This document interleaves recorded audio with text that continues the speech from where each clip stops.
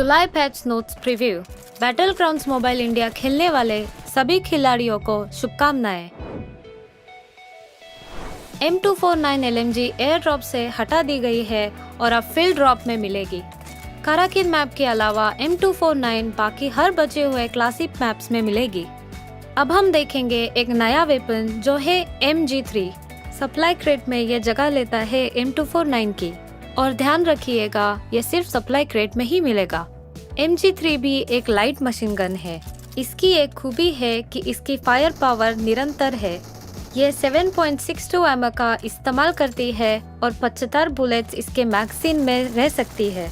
उसकी fire power तेज और निरंतर है, हालांकि रीलोड करने में थोड़ा अधिक समय लगता है। MG3 6 स्कोप तक ले सकता है। ये भी ध्यान रखिए कि किसी अन्य अटैचमेंट्स का उपयोग नहीं किया जा सकता है और इस वेपन के लिए कोई सिंगल शॉट मोड नहीं होगा। आप MG3 मोड के लिए 660 या 990 RPM मोड के बीच में चूज कर सकते हैं। इसमें एक बाइपॉड भी होता है जो आपके लेटने पर अपने आप डिप्लॉय हो जाएगा। स्थिरता में सुधार करने के लिए एक अच्छा टिप, आप लेट सकते हैं।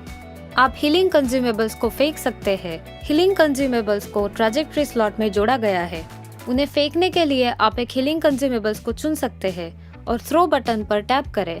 प्लेयर्स को ध्यान रखना चाहिए कि जब गलत तरीके से फेंका जाए तो उछल सकता है, तो कृपया इस फीचर का उपयोग करते समय ध्यान दें। टीम के सदस्य से दूर से पूछना संभव है कि वो आपको हीलिंग कंज्यूमेबल्स फेंके।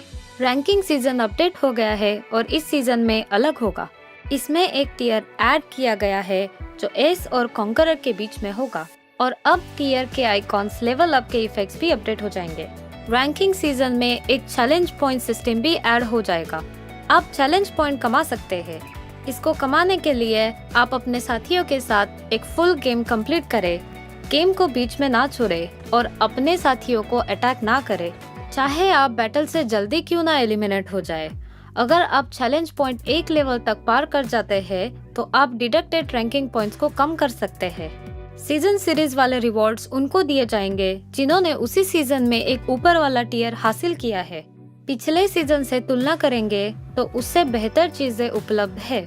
कुछ समय के लिए mission ignition mode Erangel map में मिलेगा। इस थीम मोड में एरेंगल के 6 हाईटेक स्थान होंगे। ट्रांजिट सेंटर, जॉर्जो पोल, टेक सेंटर, सोस्नोव का सिक्योरिटी सेंटर, लॉजिस्टिक एजेंसी और एनर्जी सेंटर। काफी सारी दिलचस्प अपडेट्स होंगी इस मोड में। अगर आप उत्सुक हैं तो आए इन अपडेट्स को जानते हैं। इस मिशन इग्निशन मोड में जब आप पैराशूट से लैंड कर रहे होंगे तो शेरों के नाम 3D में देखे जा सकते हैं और आप मैप पे मार्क किए गए पॉइंट पर ऑटोमेटिकली ड्रॉप कर सकते हैं। हाइपर लाइंस एक ऐसी हाईटेक हवा में उड़ती हुई लाइन है जिससे आप एक जगह से दूसरे जगह पे जा सकते हैं। ये लाइन कुछ निर्धारित समय पर ही चलती है और इनके रूट्स भी तय है। आप मिनी मैप पे मार्क स्टेशन से ट्रेन ले सकते हैं और जल्द ही आप दूसरे स्टेशन पहुंच सकते हैं। सेमी ट्रक स्वायत्त ड्राइविंग वाहन है जो निर्धारित मार्ग पर चलते हैं और सप्लाई से भरे होते हैं। अगर आपको अच्छी लूट चाहिए तो इन ट्रक्स पर आक्रमण करें। अगर आप इन्हें नष्ट करने में सफल हुए तो आपको सप्लाई बॉक्सेस का रिवॉर्ड मिलेगा। जहाँ से भी देखे ये एक भविष्य की चीज लगती है। The G38 gravity free motorcycle जमीन के ऊपर मंडराता है और इस पर 2 लोग बैठ सकते हैं। क्योंकि ये दोनों जमीन और पानी पर चलती है, आप पूरा मैप घूम सकते हैं। जब प्लेयर्स एयर कन्वेयर पर बैठेंगे तब वो हवा में होंगे। इस एयर कन्वेयर पर 2 लोग बैठ सकते हैं। ASM अबाकान सबसे नई असॉल्ट राइफल है जो मिशन इग्निशन मोड में डाली गई है। ये 5.56 एमओ यूज करती है और 30 गोलियां एक रीलोड में फायर करती है। इसमें फायरिंग के 3 मोड्स है, फुली ऑटोमेटिक, बर्स्ट मोड और सेमी ऑटोमेटिक मोड। और इसमें स्कोप, कैंटेड साइट्स, मैगजीन्स ये सब अटैच हो सकती है। ASM अबाकान को यूज करिए और हमें कमेंट्स में बताइए कि कैसी लगी। मिनी मैप में आप पपी आइकॉन को फॉलो करेंगे तो आपको एक स्पेशल पेट्रोल डॉग मिलेगा। इस पेट्रोल डॉग के साथ आप दुर्लभ और उच्च आइटम्स को लोकेट कर सकते हैं। टैक्टिकल मार्किंग डिवाइस के साथ आप खुद भी चेक कर सकते हैं कि आपका साथी किस दिशा में फायर कर रहा है। दुश्मन की जगह कहाँ है और सड़क की जानकारी भी मिनी मैप पे मिल जाएगी और ये आपको आसपास के ग्रेनेड की सूचना दिलवाएगी। इस हाईटेक शहर में आप रायट शील्ड से अपने आप को बुलेट से सुरक्षित कर सकते हैं। इसकी बनावट काफी बड़ी और मजबूत है। आपातकालीन में इसे इस्तेमाल करना ना भूलें। एक बार आप इसे सेट कर देंगे फिर इसे हिला नहीं सकते।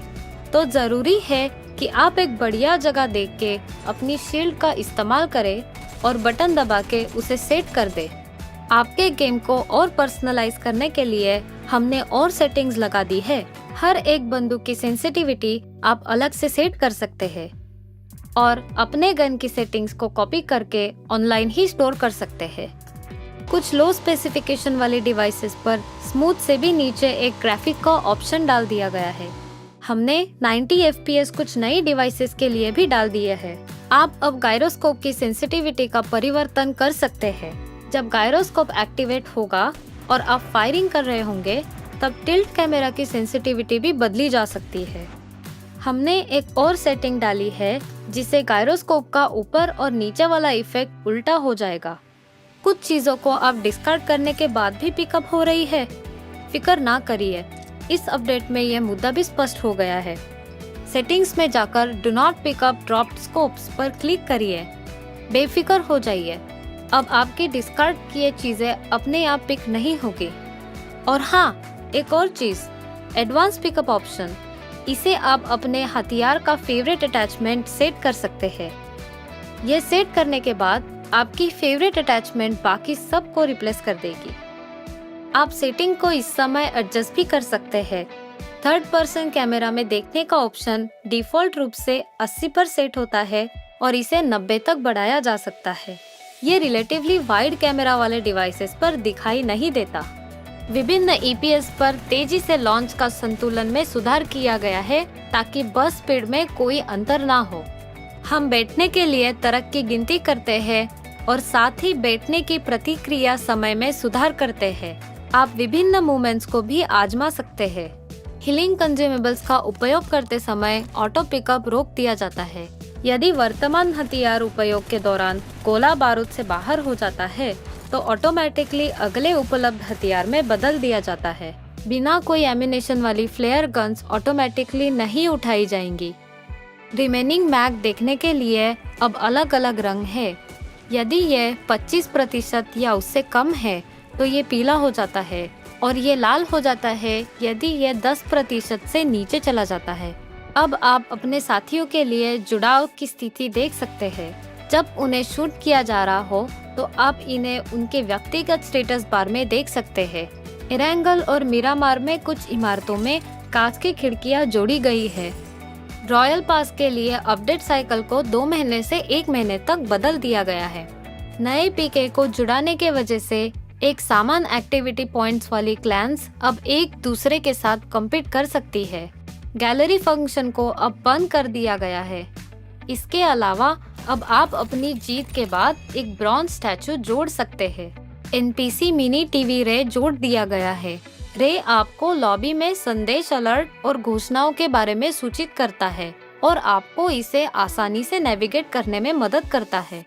ये एक प्यारा इमोटिकॉन के रूप में एक अतिरिक्त बोनस की तरह जो आपको लॉबी के माध्यम से अपने रास्ता नेविगेट करने में मदद करता है। ऐसा तब दिखाई जाता है जब आप गेम शुरू करते हैं और आपको विभिन्न अपडेट्स के बारे में सूचित करते हैं। ये आपके साथ प्रैंक भी कर सकता है और हंसी के अच्छे समझ के लिए जाना जाता है। मुझे आशा है कि आप सभी को रे के साथ बहुत मजा आएगा। ये आज के अद्यतन प्रीव्यू का अंत है। अब चिकन डिनर का समय आ गया है।